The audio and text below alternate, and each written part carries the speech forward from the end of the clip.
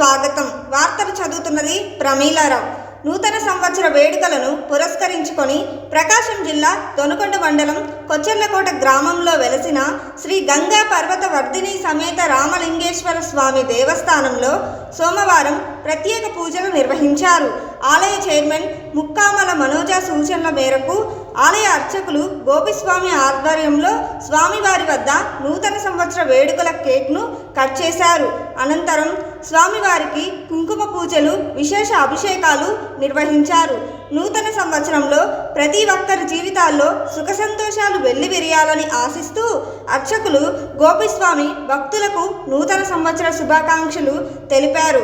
నూతన సంవత్సరం సందర్భంగా స్వామి అమ్మవార్లను దర్శించుకునేందుకు కొచ్చెర్లకోట గ్రామంతో పాటు సమీప గ్రామాలకు చెందిన భక్తులు ఆలయానికి వచ్చారు.